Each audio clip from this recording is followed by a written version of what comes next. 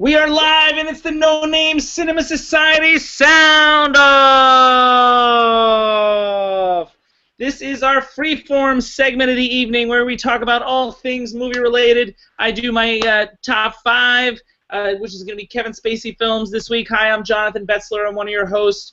And the Society Sound Off is a very particular kind of fan. We have our fans, particularly that like the classic movie discussions that we have, and we just did that, as you'll see. And we've got fans that like the current features and fans that are very specific to the indies. But the sound off fans are very unique fans. They tend to just seek out the sound offs for some strange reason. So we're lucky to have you. Thanks so much for coming along.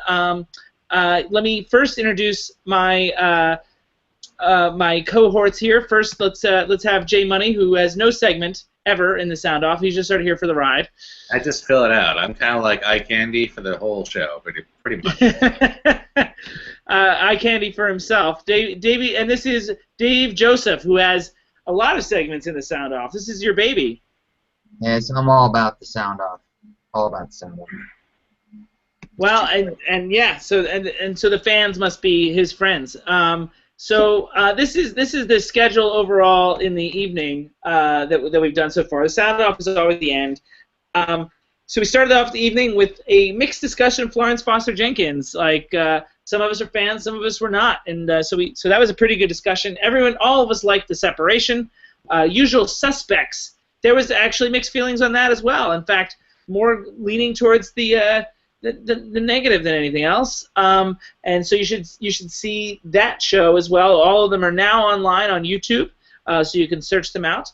And now episode 32.4, and by what J Money means by Big Time Davie is Davie's got 2 segments. He's got his famous diatribe. He's going to ding in at the end of the night, and I also have my top 5, which is going to be top 5 Kevin Spacey movies, as I mentioned earlier. How do you guys feel about the evening so far? The 3 discussions. I feel really positive about the level of depth we were able to get so far in this evening. Oh yeah, we bring ourselves every time. What'd you say? I didn't hear you. Which one of us? You. You gotta direct us. I said we bring shovels every time. What did Davie Joe say? Did he say anything? Nope, not a thing. Really? So it's just me now? I'm just like hallucinating on my own? I want to point out that it's Big Time Davie Joe, by the way, because he's 8 feet tall. Most people don't actually know this because he's sitting down for all our webcasts, but it's time to finally tell people that Davie Joe is an enormous giant and kind of a freak of nature in a way. I'll agree with the freak of nature part. No. The rest of it, I don't know about. One thing I did forget to mention in the classic section, I forgot to tease next time's classic, in that we're finally going to get to talk about one of the films that I got to see at TCM Fest in April. So we teased it. If you were watching on, if you were paying attention to Twitter back in April, you know the films that I went to see at the TCM Fest. So one of them is going to be a movie for discussion in the next classic, which is April 29th at 9 p.m. Eastern, 6 p.m. Pacific. And with that in mind, it's time to get into the first segment of the evening, which is going to be, actually I probably spoke too quickly because it's going to take me longer to find it. Maybe it's not. Here it goes. What's it going to be? Let's see. It is Davie's Diatribe! I feel like we haven't done this in like months. Yeah, it's one been a of while. our most popular segments. So popular the Chinese want to translate it. And for the first time all night, strangely enough, we've got viewers. It's been sort of a slow night, but now people are coming back. They come to the sound off for some reason. That's not surprising. That's not surprising at all. No. I'm extremely surprised. I mean, they obviously are coming for the top 5. Let's not kid ourselves. Jeez. Jeez. Yeah. Oh no. I like those faces. You're really going all out. Davie not going all out in faces. All right, Davie, you get to choose your topic. One of them is an older topic. The other ones are newer. It'd be interesting to see what you choose. Go to door number 3. Number 1. Let's do number 2. What did he say? Two. Two. He's going with number 2. Okay. So here is this topic. I might need to explain it a little bit. This is clearances, which is a movie industry term related to a sort of, it's not a rule so much of a guideline as movies in the same area within a certain mileage distance cannot show the same films. Like, for example, the example to New Yorkers like J Money would be, I don't know if you knew this, but in Times Square, the AMC Theater and the Regal Theater, they're right across the street from one another, are not allowed to show the same movies. So they actually have a bidding war for those movies. Recently, a couple months ago, Fox refused to honor clearances by saying X-Men Apocalypse, they're going to not acknowledge them, and any theater that wanted it could have it. Sort of like a groundbreaking move by Fox, and stands to alienate it from some of the bigger chains. However, the bad part about clearances is it tends to hurt the smaller chains. Bryan Cranston, for example, the actor, owned a theater in Palm Springs that recently went out of business because they could not book any of the big titles because they were all going to a multiplex down the street. So it's a complicated situation, the clearances. There's obviously reasons for it, but it has the potential to harm the movie industry to some degree, especially the relationship between exhibitors and distributors. Exhibitors have been okay with clearances in the past because at least their movie is showing within a certain mileage for viewers, but they also are limiting their options to the moviegoers potentially. But do you need a movie playing across the street from one another? But there's the idea of it hurting the small movie chains. Anyway, these are the issues with clearances. They've been a rule forever. Like, I don't know, at least in my hometown, we have 3 movie theaters, and only one would be playing a movie. I don't know if you guys had the same experiences in towns you grew up on. It's been something that's been going on in the movie industry for a long, long time, and is now being called into question. So I ask you, Davie Joe, what do you think about clearances? What should the process be? Well, I look at it sort of selfishly first, and I like the idea. What else is new? I kind of look at it selfishly, I like the idea of there being. And I said, what else is new? Yeah. Very good. All right. And I like the idea of there being a lot of different movies, and so if it. Yep. There we go. That's Davie's. And that was Davie's Diatribe, everybody. Nailed it.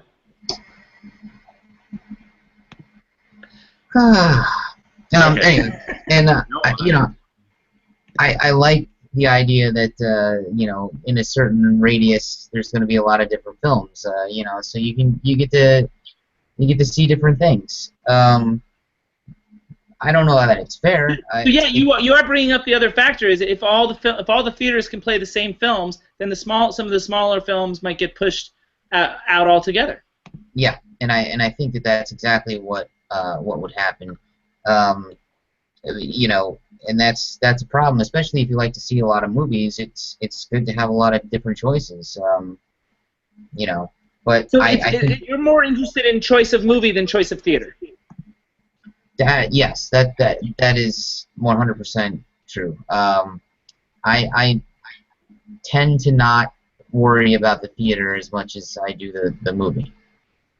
So how does that?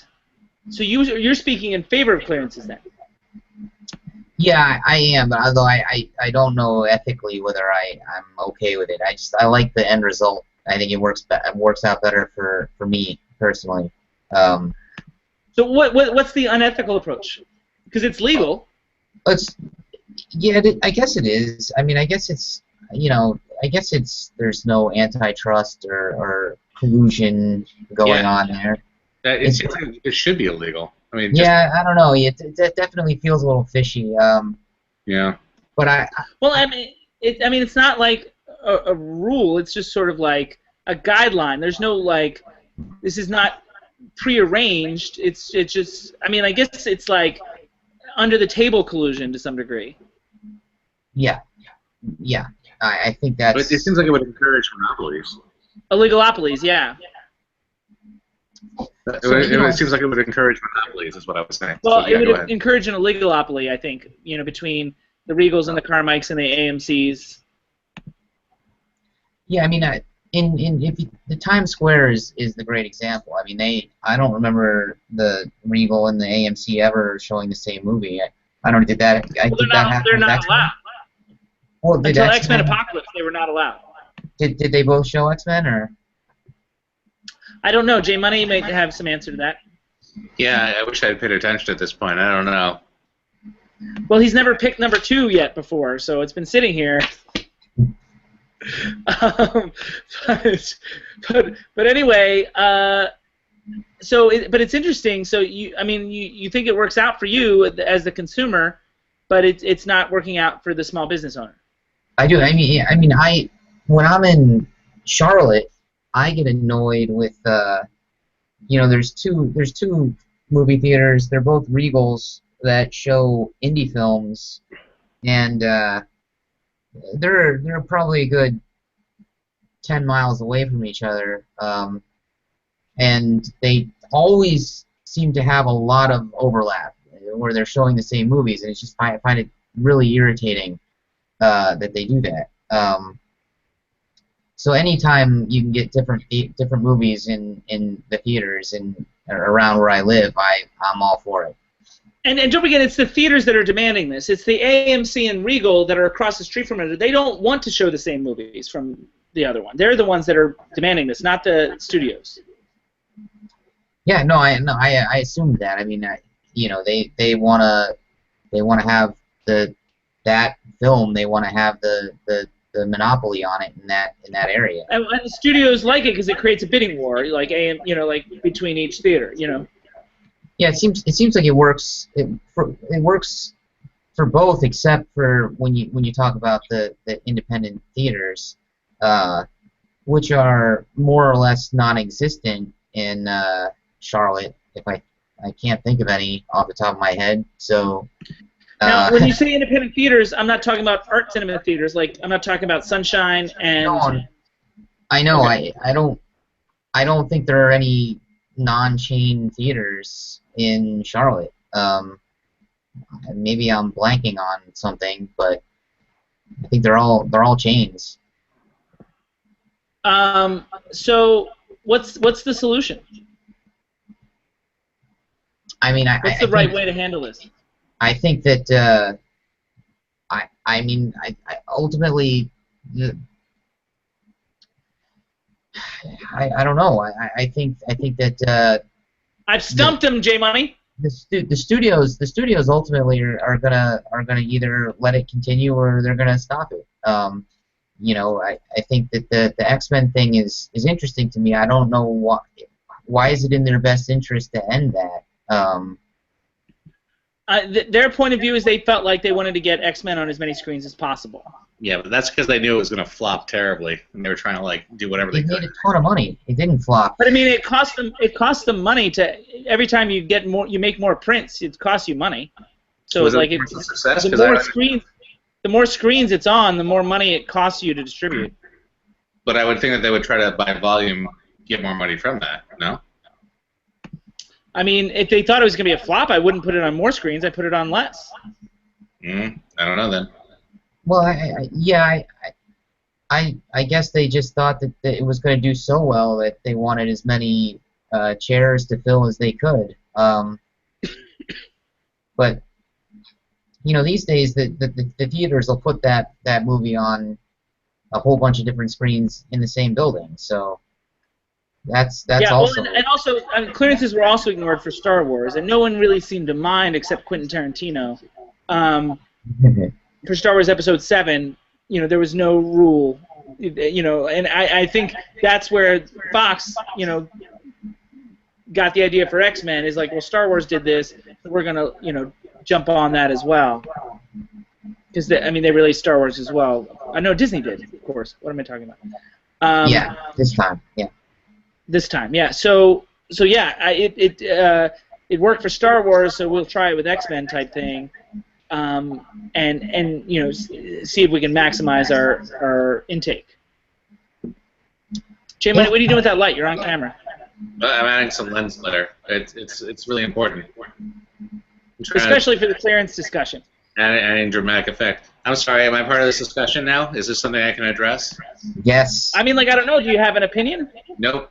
So what's the drawback exactly? I mean, is there any real conclusive evidence that it matters at this point? What happened with Apocalypse? The drawback is to the small theater. Yeah, but what happened with Apocalypse? Did they see any results from trying their experiment to see if it actually mattered? It didn't. I mean, the one movie didn't save small theater. You know, like Bryan Cranston's theater still went out of business. You know, but it's not. So I mean, like, it was too small a sample size, I think. The movie did okay. It didn't do gangbusters. So I mean, like, I don't know of how they felt about it. I mean, like, but it was interesting. It was interesting to experiment it to begin with. I mean, J Money. So it seems like you're sort of indifferent towards this. Well, I guess what I would say is that in general, I think the theater system is changing on a whole, and that people have to figure out what that means for the future of the unit. This seems to me like they're trying to break up an older system because they're trying to capitalize on as many screens as possible, and they want to see that happen more often now because, you know, in general, this summer's been down, is my understanding. It hasn't been a good summer, and it feels like people are just in general not going to the theater like they used to even 3 years ago or 5 years ago. So I don't know. I don't know what the answer is in terms of clearance. I just feel like, on a whole, we're seeing less theaters because the smaller theaters are getting squeezed out. We're seeing more conglomerates of theaters. We're seeing more monopolies on theaters. And I feel like theaters in general have to figure out what their stance is, what their position is in terms of what they feel about film. Because the only way to actually separate yourself out at this point from like a megaplex or whatever is to become very specialized, to offer special services. And it feels like in that sense, a clearance isn't going to make the difference. You know, it feels like this is a conversation for one specific arm of the theater industry. It's not really a conversation for the future in general. Well, I mean, it may be. I mean, like the whole idea of going to a theater to see a movie might be, you know, in jeopardy in general. So that's a whole other topic. But I mean, I think it sounds like Davie Joe is saying, to the consumer, clearances are a good thing because it provides more alternatives to more movies, as opposed to the same movies on more screens. Like, that's what I'm hearing from Davie Joe. Do you concur with at least that assessment from the consumer point of view? That it provides more opportunities for more movies? He's saying yes. If two theaters within a certain proximity can't show the same movie, then that's more screens for more movies. Oh, so you're saying he's pro clearances? He is pro clearances, yes, as a consumer. I thought he was anti. Okay, fine. He was saying there might be some ethical questions, but he likes it for himself as a consumer. Yeah, I mean, I see his point. I guess I just feel like it's not a great system as it is. I don't know if opening up clearances would make it better. It doesn't seem like it would.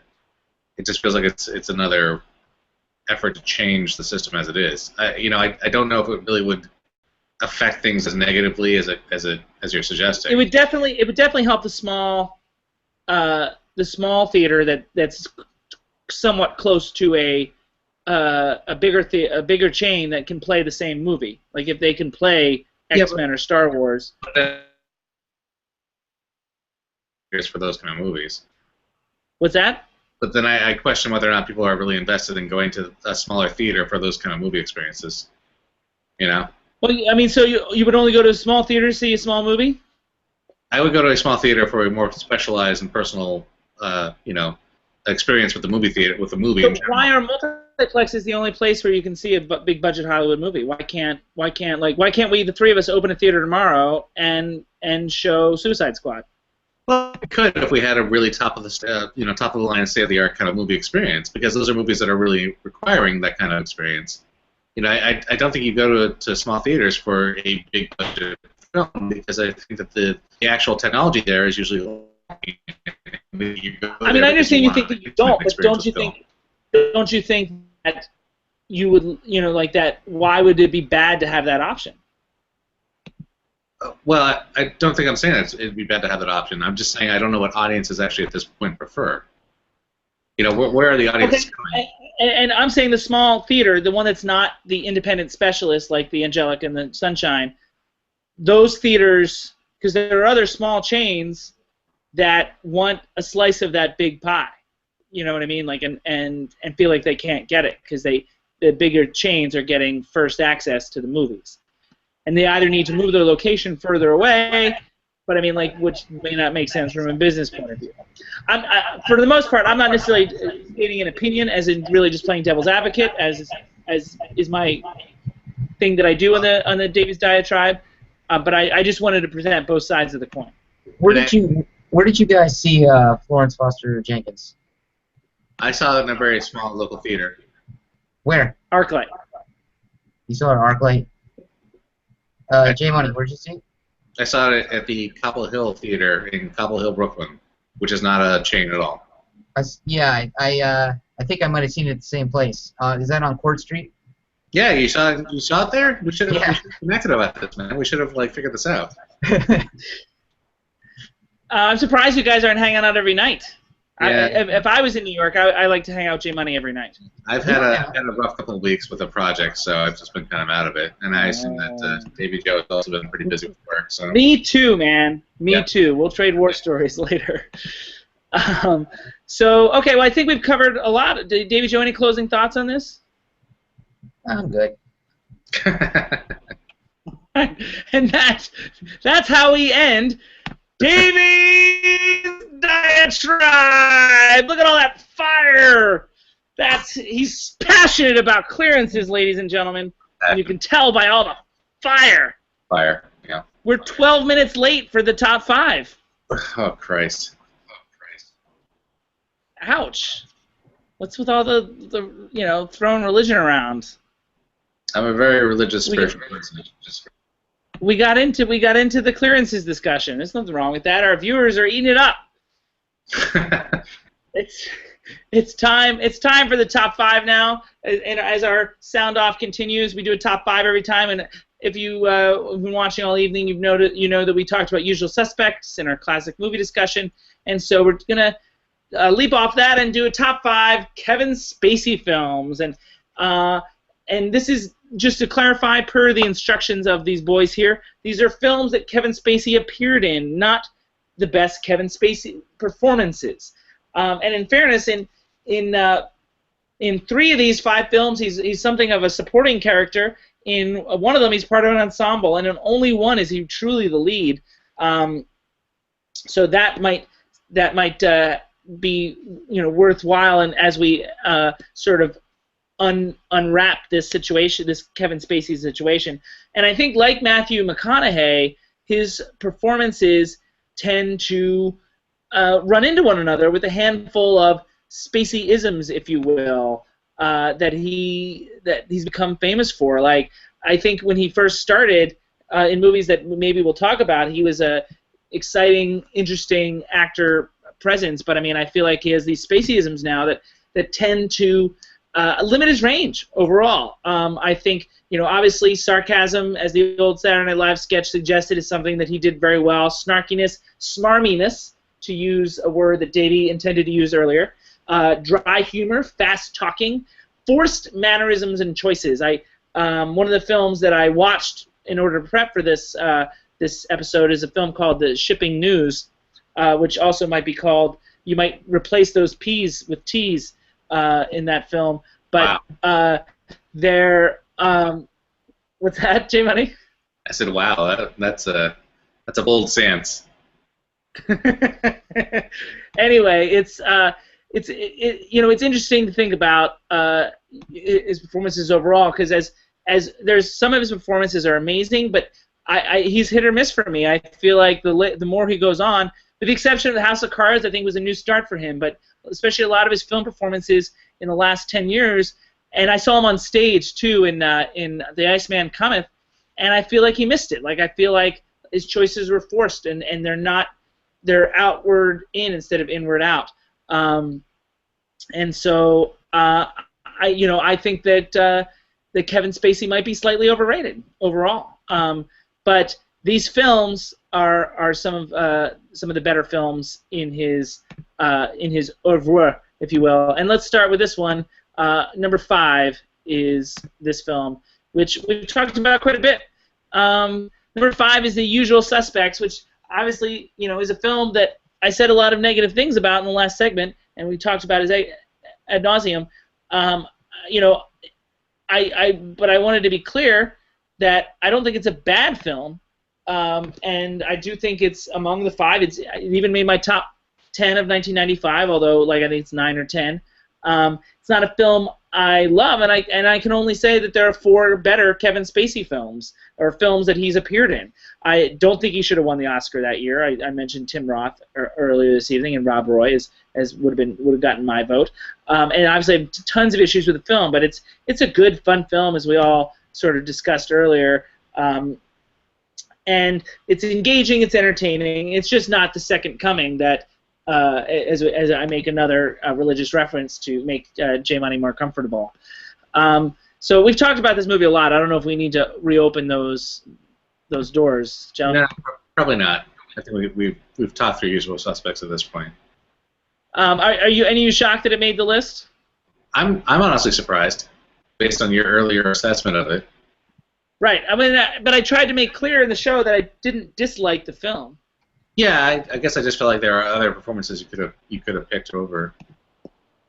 But I mean, were there 5 other ones? Because I'm not so sure that there were.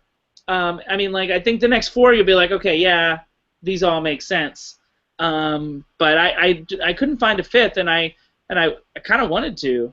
I mean, we'll see at the end if you feel like something's missing. Did you see 9 Lives? Did I see what? No, I did not see 9 Lives. Well, Davie Joe, do you have anything on Usual Suspects before I go on? No, I thought it would probably be toward the bottom. So you, sir, predicted correctly. Do you feel proud? Yeah. I'm gonna be in Vegas. Hopefully, I can take those. Take it all the way to the bank. I don't think you would have predicted number 4 though. Oh yeah. A lot of people forget that Kevin Spacey was in Glengarry Glen Ross back when he was just a respected character actor way back in 1992, before anyone even thought about giving him a lead role in a movie. Have you guys seen this film? Many times. I think it's a crackling film, directed by James Foley from the famous play by David Mamet. In spite of some of the cinematic limitations, I don't think it ever feels stagey, and it's super fun because these great actors make mincemeat out of these terrific Mamet roles. I think it's a great film. Not as talked about as much anymore, but I mean certainly 1992 is something I was really excited about. I was very much in the theater at the time, and there's Kevin Spacey. It's a smaller role, but that the assignment was just films that he appeared in. So that's where Glengarry Glen Ross comes in, and I think it's a terrific movie and should be reevaluated. I think in a lot of different ways. I don't think anybody has anything bad to say about it. It's just because it's so play-like, I think it gets forgotten about. But it's pretty terrific, and the acting is top notch, at least as far as I'm concerned. Gentlemen, where are you on Glengarry Glen Ross? Yeah, I have not seen it. Oh, shame. Oh, wow. Shame. I'm going to have to add it to the list. Add it to the leftovers list. Shame. This would have been my number 1 for your list, JB. What's that? This would have been my number 1 for your list. Oh, really? Yeah. Automatically number 1. Yeah. That's how much you like it. I really love My this next 3 films are really, really good. I actually, well, I don't want to give anything away, but I think I agree with you. But either way, I really love this movie a lot. And I actually also think of this as a Kevin Spacey film, which is kind of interesting. I don't know. I understand that he has a smaller role in this, but I actually feel like I associate this film with him for some reason. So I don't know. But I feel like it's normally associated with Alec Baldwin in spite of actually having less screen time than Kevin Spacey. And he had like Jack 10 minutes Lemmon. of screen time. I mean, yeah. But he has that monologue. True. He has that super famous monologue. Yep. Yeah. No, it's a very memorable scene, definitely. So. And I think it was one of those movies where, like, oh, Alec Baldwin's really good. I think it was because he was a young heartthrob at the time, 1992. You know what I mean? We in our 1990 discussions we talked about Hunt for Red October. Not that he's bad in that, but I think he was like looked at as this, you know, beefcake type actor, and then he shows up in Glengarry Glen Ross, and people are like, "Oh, he kicked the shit out of that monologue." Yeah, he did. That's surprising. So good. Yeah, right? Yeah. Do you think Davie Joe would like it?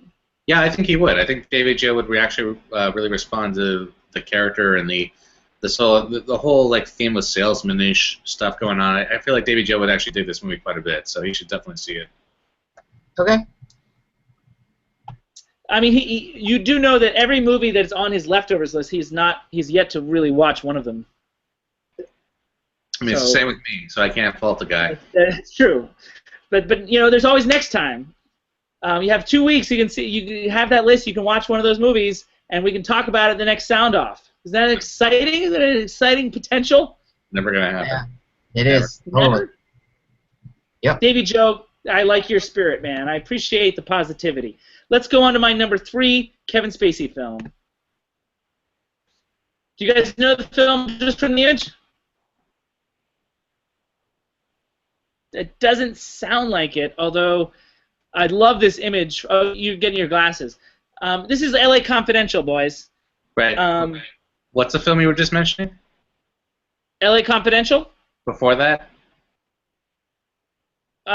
Glengarry Glen Ross? Oh, I thought you said something different than LA Confidential when you asked us if we know this film. Yeah, no, I know said you know the image. Oh, I know. Yeah. So yeah, this is LA. This is LA. I've seen this.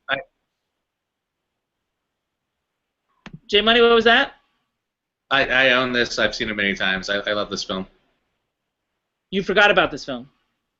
No, I said I own this. I love it. I've seen it many times. Yeah, it's an extraordinary film, and I think it was. I sort of like blindly referred to it in our Usual Suspects discussion when I talked about a complex plotted intricate mystery film that has great characters, and as a contrast to Usual Suspects, showing like what Usual Suspects maybe could have been, and I think that's what LA Confidential is. It's clever and complicated without being overly so. It captures the spirit of the place and time. It's amazing performances all around, including for Mr. Spacey as Jack Vincennes. I think it's a near perfect script, super detailed direction, and terrific editing that helps balance out the multiple storylines.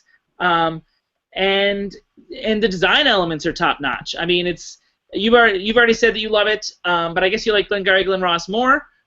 J Money, Davie Joe, where are you on this one? No, it's great. Have you seen LA Confidential at least? 1997. Yeah, saw in the movie theater. Me too. How do you feel about it? I like it a lot, you know, but it's been a long time. I should really watch it again. It holds Don't up. you feel like you have all those other films that you haven't seen that you need to watch first? I do, including ones in the movie theaters right now.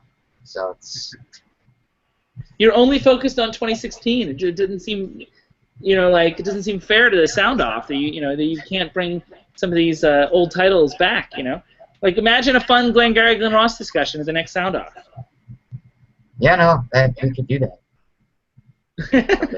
But will we is the discussion. So you feel okay about this being number 3 on the list? No, it's good. It's a good pick. All right. Davie Joe, stamp of approval, everybody. All right, so we're down to 10 minutes behind now, so there's hope. Number 2, and you probably see where I'm going with this one. On my top 100 films of all time is American Beauty. And this is another Oscar win for Kevin Spacey, this time as Best Actor. It's a Best Picture winner movie. It's kind of a beloved movie. Some of my friends, it's their favorite movie of all time. Once again, the screenplay is the standout here, and I think I can say that about all 4 of the previous top 5, and maybe that says something about Kevin Spacey's ability as a reader of scripts and a chooser of projects, is like these screenplays are all really, really strong. And this one is even better than Glengarry Glen Ross from a script point of view because it's perfectly cinematic. It's so balanced. It's so smart. And his Lester Birnbaum is kind of an iconic character. I think that's one of the reasons he beat Russell Crowe in The Insider for Best Actor. I think Russell Crowe probably should have won, but this Lester Birnbaum, I think, is become something of an iconic character, even though the film's only 15 years old or 17 years old at this point. And a lot of that has to do with Spacey's, very detailed performance. One of the, I mentioned earlier, having some issues with some of his later performances, but this one is pretty strong.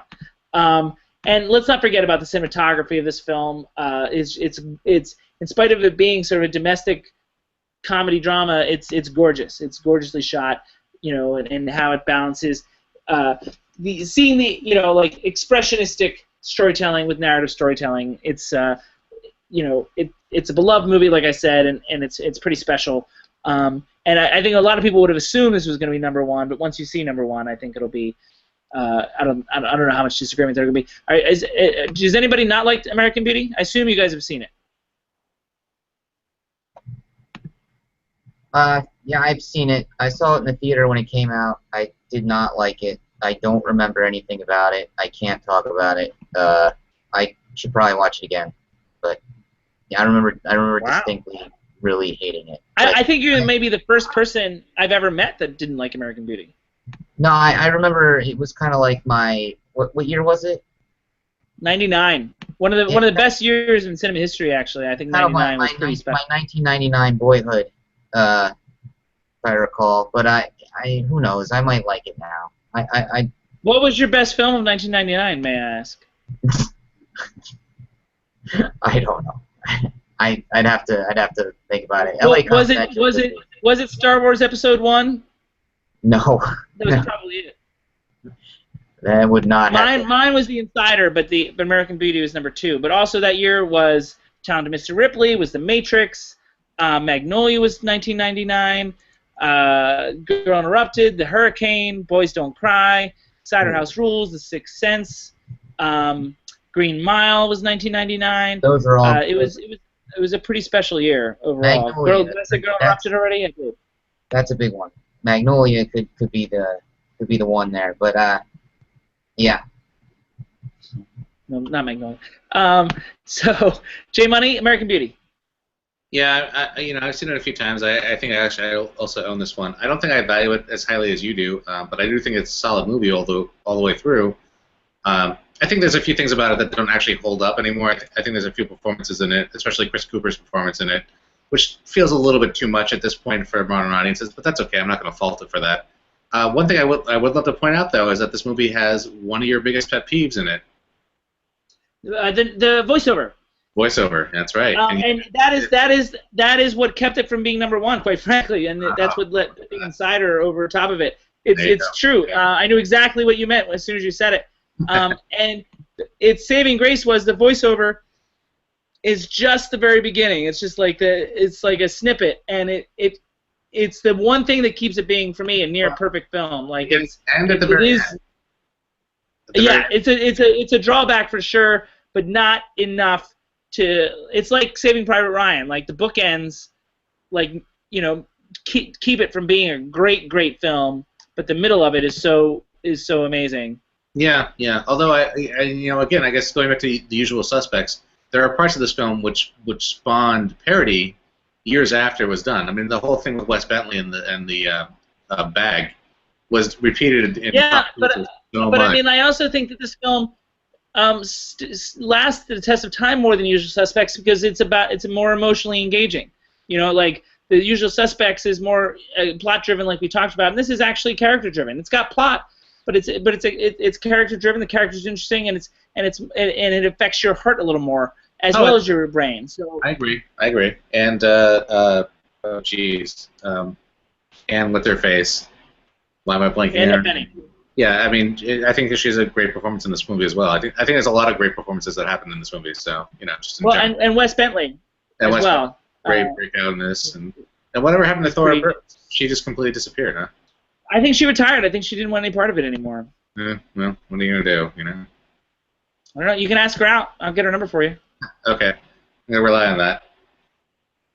Well, yeah, Davey, do you want her number 2? You guys can fight for her. Who are we talking about? Thora Birch. and on that note, I'll move on. Yes, ladies and gentlemen, Davie does pay attention. It's part of his charm. My number one movie that Kevin Spacey is featured in is in my top 75 of all time. And if you haven't guessed it now, you probably would have. J Money, you probably guessed it, right? I don't know, actually. I'm really curious now. Ah, okay. Very good. David, can you not see it? Davie Joe, you there? I see it. Okay. So for those of you who don't recognize this movie, it's Seven, directed by David Fincher. Also from 1995, by the way, the same year that he was in The Usual Suspects. And this is the movie that I feel like he should have been nominated for. It's a smaller role, for sure, but man, does he make the most out of that limited screen time. And it's one of those, like, all-time great limited screen time performances. I think it's the best performance of his career, not let alone the best movie he's ever been in. When he enters it, he completely, takes over the movie, changes it in the positive way. Overall, it's a visionary. David Fincher's masterpiece. It's a true visionary movie. I think it is dark and mysterious and intelligent, intense, horrifying. It's impactful. And ultimately, I would say it's truly cinematic. And so if you look at all of Kevin Spacey's career, I mean, some of the two best things he did, this and House of Cards, are related to David Fincher, his collaboration with David Fincher. So I think that this one was a no-brainer for me. This movie that unlocks some of the darker truths of the human experience. So Seven, what do you guys think? Seven's awesome. Yeah. I mean, I love this movie as well. So, I guess I don't necessarily think of it as really being. Obviously Kevin Spacey is a large part of the movie, but at the same time he's not, as you're pointing out. So I don't know if I necessarily think of it as being his best work. But you're making a strong case. I mean, I acknowledge his limited screen time, but I mean, like, in that time, the character that he creates is extremely impactful and powerful. No, this is definitely true. And it's about his acting choices, whereas, like, I feel like the script laid out a lot what was going on for Spacey in The Usual Suspects, and even LA Confidential and American Beauty to some degree. But here, I feel like it's his choices that's elevating this character. Yeah, no, I can see your point for this. I think you're making a strong case for it. I mean, especially in the way that the movie kind of pivots when he kind of enters it. That's a really important. I mean, like, it's a complete right turn, and it's a great ride when he jumps on the bandwagon. Yeah. That car scene with them is like grabs you by the balls. Yeah. And it's really special. So you guys want to reorder this list, I presume? I mean, you know what I'd put as one. I would still put that as one for me personally. Glengarry Glen Ross. Yeah, I'd probably put Seven as two. I guess in the things that you talked about. I'm trying to remember the other movies that didn't make it into your list, because there were a couple other ones that you put out there that I thought were pretty good. No, you know what? LA Confidential. LA Confidential would probably be two for me. Ahead of Seven. Then Seven would probably be three. It's close there. I mean, that's an upper echelon right there. Those, to me, Seven, LA Confidential, American Beauty are all sort of like a higher echelon. Yeah. So what's missing? If you guys don't think Usual Suspects should have made it, what's missing? I'm trying to think of other movies. No jokes, like no jokes about the shipping news or K-Pax. or the K-Pax. I like K-Pax. I mean, I can't say it's better film than Usual Suspects, but I actually liked K-Pax. You know that I never saw K-Pax, so I can't say anything. The one I liked was Midnight in the Garden of Good and Evil. I always liked that one. Oh, I hate that film. It's terrible. I thought that was a terrible, terrible movie. Most people did. Most people did. I liked it a lot. But most people liked American Beauty, and I remember hating that. So whatever. Usually I'm the outlier. I'm the one that doesn't like what everyone else does, and vice versa. But tonight, that's you. I do that. I do that more than maybe you're remembering. Well, you like the popular things. That's why you didn't like Boyhood. Because it was like it was too artsy for you. It was too thoughtful and thought provoking. Like you needed something a little more mindless, which I understand. Wow. Damn. Speaking of provoking, that's what you're doing right now. What? What do we still know what's so Midnight in the Garden of Good and Evil is what's missing? You think? I'm just scrolling. Over Usual Suspects. Wow. I mean, for me, I like the movie better than Usual Suspects, actually. But I haven't seen Glengarry Glen Ross, and I don't like American Beauty. Although I admit that I could probably watch it again. So I would just kick out American Beauty, plug in, move L.A. Confidential to 3. Put Midnight in the Garden of Good and Evil, and I haven't seen Glengarry Glen Ross, but I'm gonna assume that it's better than American Beauty. American Beauty is like considered one of the best films of the '90s. Not to me. I don't know, but like I said, I don't remember anything about it, so you know. Wow. I mean, like honestly, you do tend to run with the crowd a little more than this. Like you say that you don't, but I mean, I feel like American Beauty is a very popular, like mainstream kind of film. Yeah, I know, but I don't. But yeah, but it came out like everyone sort of got behind it, like nationally. See, but that's isn't that kind of going against your argument then that I don't run with the crowd? No, I'm saying that it surprises me that you don't like it because it doesn't surprise me that J Money's not as much of a fan, but it surprises me that you didn't connect with it because, but anyway. So J Money, you're looking on IMDb, so I assume you're looking for a title better than Usual Suspects, but I don't think you can find one. You know, I guess I would say I would tie The Usual Suspects to The Big Kahuna. I don't know if you saw The Big Kahuna. I've not seen The Big Kahuna, in fairness. Right. I would put them in pretty much equal weight. You know, it's interesting because he really hasn't been in that many good movies. I'm looking through his IMDb list here. There's really not that much to choose from. You're right. That's my point. That's the point I was trying to make earlier. And it's interesting to note that all these films that I mentioned are all in the 90s. Yeah. We went from 1995 to 1992 to 1997 to, what was number 2? Remember 1999 for American Beauty and 1995 again for 7.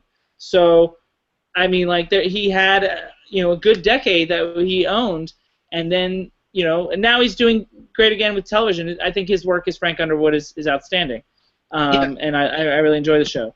I think that people are very divisive about Kevin Spacey in general, though. I mean, it seems like there's a whole, sort of industry joke about him that I've never quite understood the genesis of, but it seems to be repeated often about certain in-the-closet aspects of him and stuff. I don't know. It just feels like there's a punchline with Kevin Spacey that's kind of commonly accepted at this point, and I'm not really sure exactly how it got started, but there's a reputation that he had. You're talking about his sexual preference? I guess. I mean, I don't. It feels like that is a thing that you see relied on as a joke. Yeah. No. I mean, like, I feel like it definitely was something that was bandied about in the mid '90s and late '90s, but I haven't heard it very much anymore. I mean, but do you know why it was bandied about in the mid '90s and late '90s? Was there something that was? I mean, there's a certain. I think because there's a certain. What's the word? Metrosexual quality to him, maybe, or like there's certain effeminate tendencies, perhaps that maybe lead one to think that he might, but I don't see how it matters one way or the other. Well, all I'm saying is that it seems like there's a reputation around Kevin Spacey, which I think that people are kind of divisively split on. I think that some people really like him in terms of what the work he does, and some people find him kind of unsettling and creepy. And I've always been kind of like, surprised. Well, I did use the word smarmy in my open about this segment. This is true. Yeah. And I think that is a through line in many of his performances. Davey, any closing thoughts on Kevin Spacey? No, I'm good. I just want to thank he's good. I just want to thank the viewers for sticking with us through these 2 segments. These 2 segments went a lot longer than I expected. You know, sometimes these sound offs have 4 segments each, and we've been cutting them down to 3 so we can end earlier. But these last time we ended super early because I did a top 5 British indies, and these guys had nothing to say. They had not even heard about the movies that I listed in my top 5 British indies. So it was a very quick segment. And now that I did a top 5 that they actually could engage in, I feel like, you know, we spent all day on it. Not a bad thing. It was interesting. I think it was interesting. You guys think it was interesting? Yeah. Hell yeah. So Definitely. maybe it was worth it, maybe it wasn't. But either way, we don't have a ton of time left for the last segment, which is Davie Digs In. The segment that we used to have, then got rid of, and then brought back, sort of, where Davie just sort of talks to us about what's going on in his life. He's in New York. He's drinking a lot. He's in a fancy hotel. I assume there's hookers involved. I wish I led the fun life that you believe that I do, but hey, whatever. I mean, it all sounds great. Dig in for us, Davie. All right, so we don't have a lot of time. Let me just mention 2 movies that are awesome that everyone should go see. First one, Hunt for the Wilder People. The director, Taika Waititi. The movie has Sam Neill and it has Julian Dennison. I think is the kid. It's heartwarming. It's fun. It's funny. It's definitely one that I think is kind of flying under the radar. It's something that people should check out. I think this is the director that did What We Do in the Shadows, which I loved. I could be wrong about that too. I need to double check that. But anyway, the movie that I saw most recently, Hell or High Water. Have you guys heard about this? No. What's that? It's a movie directed by David Mackenzie. It's got Jeff Bridges, Chris Pine, and Ben Foster. It's like a bank robbery thing in Texas, and the performances are absolutely dynamite.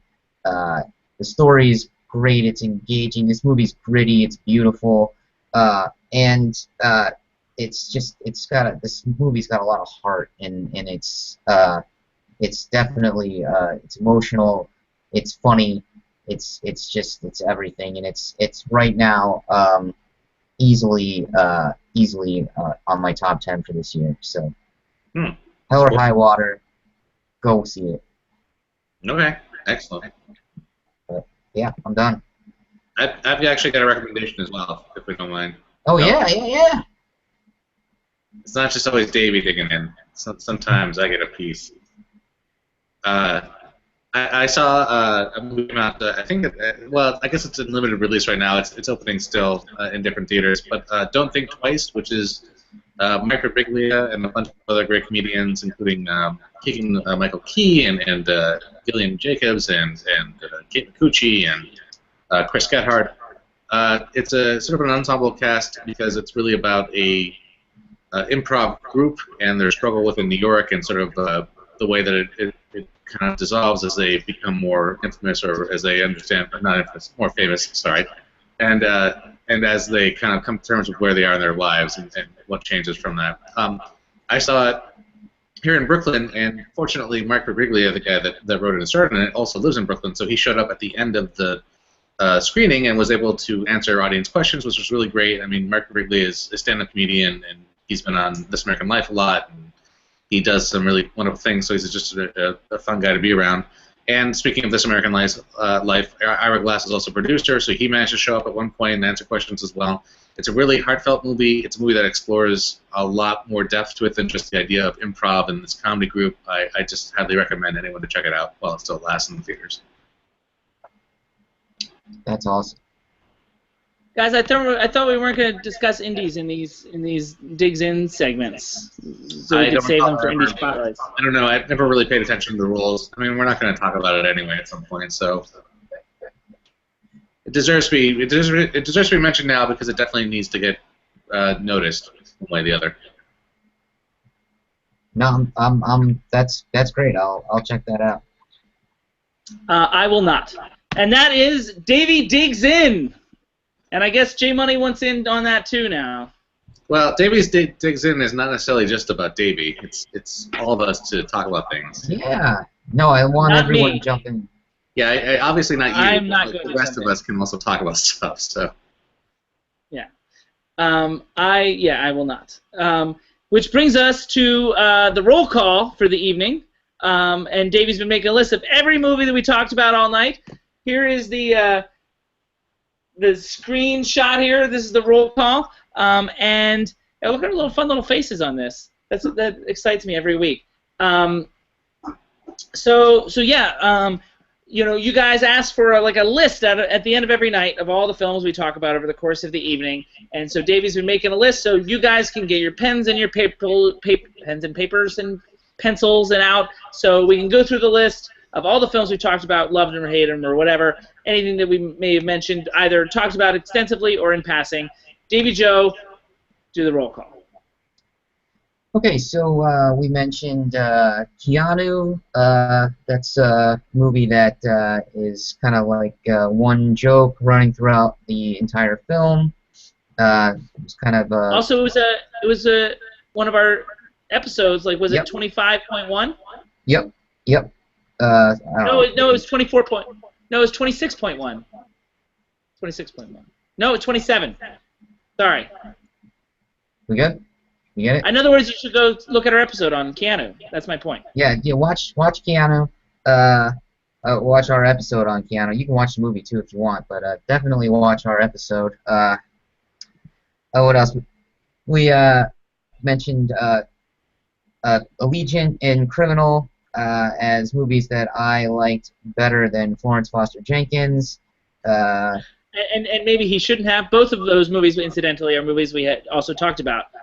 Allegiant was 25.1 and Criminal was 26.1. And Allegiant is pretty horrible, but still better than Florence Foster Jenkins. Anyway, if you want to find out just how horrible, you can watch our episode 25.1, which is actually one of our better performing current feature episodes. There's no rhyme or reason to this. We also mentioned Casablanca as the term. In the line, round up the usual suspects, where that came from. Rob Roy was a movie that you mentioned for, was it Tim Roth's performance that you thought was actually better than Kevin Spacey's, for which he won the Oscar. I also talked about Ed Harris in Apollo 13 and Brad Pitt in 12 Monkeys. Yeah, both of them. That's good because I didn't write either of them down. I had a feeling you didn't. We talked about Terminator and Terminator 2. Terminator 2 was the movie that went up against The Usual Suspects and lost in the showdown. What else? Then your top 5 Kevin Spacey movies were, starting with 5, The Usual Suspects, Glengarry Glen Ross, L.A. Confidential, American Beauty, and 7. 9 Lives was a movie that J Money is looking forward to. That's right. That's right, I am. And I mentioned Midnight in the Garden of Good and Evil as a movie that I liked, a Kevin Spacey movie that I liked a lot, but I acknowledge that ultimately I don't think anybody else does. What